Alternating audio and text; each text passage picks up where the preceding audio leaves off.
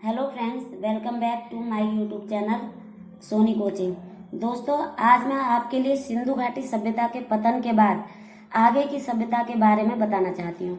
यह कौन सी सभ्यता थी, इसमें क्या क्या हुआ और इसमें चारों वेदों के बारे में भी बताया गया है। इन वेदों की कितनी शाखाएं थी, इनमें कितने छंद, अध्याय, मंत्र थे, इन सब की जानकारी मेरे इस नोट्स में जो आपके लिए मैंने इंडिया लेवल की हर परीक्षा के लिए तैयार किया हुआ है। तो इससे आप महत्वपूर्ण से महत्वपूर्ण जानकारी प्राप्त कर सकते हैं। सभी परीक्षाओं के लिए आपके लिए यह टॉपिक बहुत ही छांट कर मैंने लिखा है। अगर आपने मेरे चैनल को अभी तक सब्सक्राइब नहीं किया है तो इसे सब्सक्राइब करें और लाइक करें, शेयर करें, जिससे आने वाली वीडियो का नोटिफिकेशन आपको मिल सके। तो आइए दोस्तों, मैं आपको इसके बारे में विस्तार से अब समझाती हूँ। यह काल था वैदिक सभ्यता।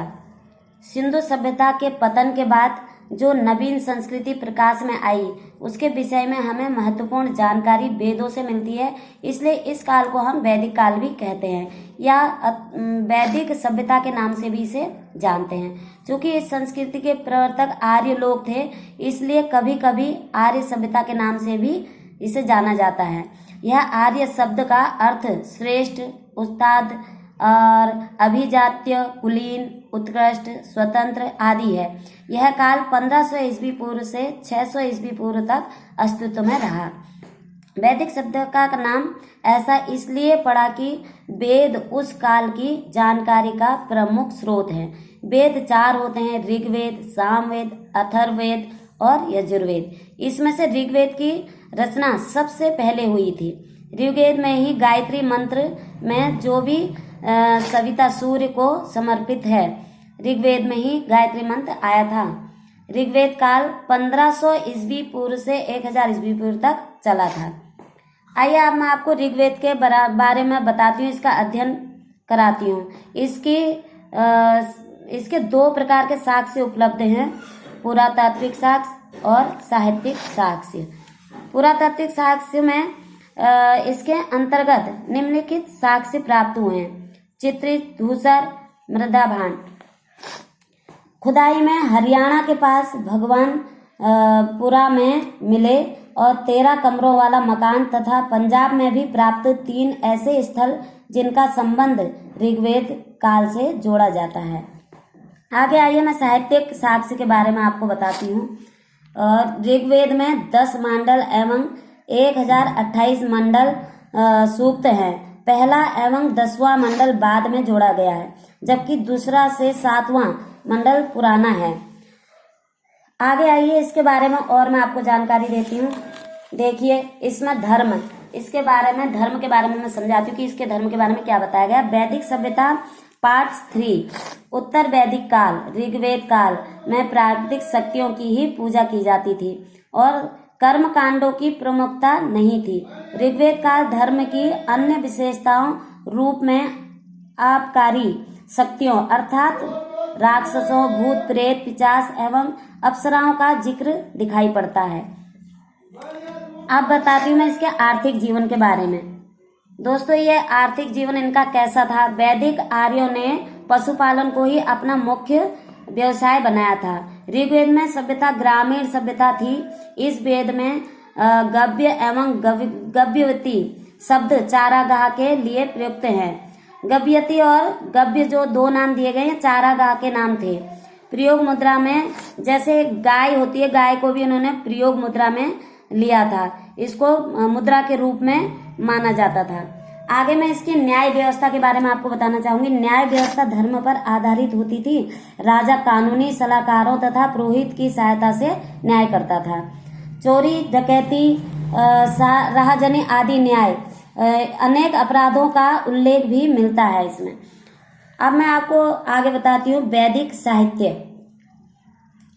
वैदिक साहित्य में 4 वेद एवं उनकी साहित्यों, ब्राह्मण, आवारण, उपनिषदों एवं वेदांगों को शामिल किया जाता है। ऋग्वेद, सामवेद, यजुर्वेद और अथर्ववेद विश्व के प्रथम प्रमाणिक ग्रंथ हैं। आगे देखिए ऋग्वेद में क्या होता है कि ऋग्वेद देवताओं की स्तुति से संबंधित रचनाओं का संग्रह है। वैदिक सभ्यता संस्कृति सामान्य यह 10 मंडलों में विभक्त है। इसमें 2 से 7 तक के मंडल बाद में जोड़े गए हैं। इसमें 1028 सूक्त हैं। इसकी भाषा पदात्मक रही हुई है। 33 देवों और दिव्य गुणों से युक्त पदार्थों का उल्लेख मिलता है इसमें। आगे मैं आपको यजुर्वेद के बारे में बताऊंगी। इसमें यजु का अर्थ होता है यज्ञ। यजुर्वेद में यज्ञ की विधियों का वर्णन किया गया है। आगे इसमें मैं आपको यह दिखाना चाहूंगी कि यजुर्वेद गद्यात्मक और पदात्मक दोनों ही शाखाएं हैं। इसमें कृष्ण यजुर्वेद तथा शुक्ल यजुर्वेद। कृष्ण यजुर्वेद में 4 शाखाएं होती हैं, मैत्रायणी संहिता, काष्ठ संहिता और कपिलथ तथा संहिता। शुक्ल यजुर्वेद की 2 शाखाएं होती हैं, मध्याह्न तथा कर्ण संहिता। इसी प्रकार मैं आपको सामवेद के बारे में बताना चाहूंगी कि सामवेद की रचना ऋग्वेद में दिए गए मंत्रों का गाने योग्य बनाने हेतु की गई थी। इसमें 1810 छंद हैं। इसमें 1810 छंद हैं, जिसमें से 75 को छोड़कर से सभी ऋग्वेद में उल्लेखित हैं। ये पहले से ही ऋग्वेद में उल्लेखित है 75 छंद इसके। अब आगे बताती हूँ मैं इसके अर्थ अथर्ववेद के बारे में। इसमें प्राक ऐतिहासिक युग की मूलभूत सामान्यताओं और परंपराओं का चित्रण है। अथर्ववेद 20 अध्यायों में संगठित है। इसमें से 731 सूत्र हैं एवं 6000 के लगभग मंत्र हैं इसमें। आगे मैं इसके बारे में और बताना चाहूंगी आपको कि ब्राह्मण कहाँ से शुरू होते हैं कि ब्राह्मण दिन मंत्रों तथा संहिताओं को ब्राह्मण कहा गया है। वही ब्रह्म का विस्तारित रूप को ब्राह्मण कहा गया है। आगे देखिए दोस्तों, आगे इसकी जानकारी, ऐसे मैंने इसमें बहुत सी जानकारी डाली है, लेकिन मैं आपको मेन टॉपिक बता रही हूँ, समझा रही हूँ, आप इसको समझ सकते हैं। आगे इसमें उपनिषद के बारे में मैं आपको बताना चाहूंगी कि प्राचीनतम दार्शनिक विचारों का संग्रह है उपनिषद तक। आगे देखिए वेदांग। वेदांग के बारे में युगांतर में वैदिक अध्ययन के लिए 6 विद्याओं शाखाओं का जन्म हुआ, जिन्हें वेदांग कहते हैं। जिसमें से निरुक्त शब्द, अभियुक्ति शास्त्र, व्याकरण, छंद, छंद शास्त्र, ज्योतिष विद्या, खगोल विज्ञान के बारे में इसमें बताया गया है। बहुत सी जानकारी दी गई है। आगे सूत्र साहित्य वैदिक साहित्य का अंग है, उसे समझाने में सहायक भी है। और इसमें श्री वेद व्यास ने वेदांत पर यह परम गण ग्रंथ लिखा है।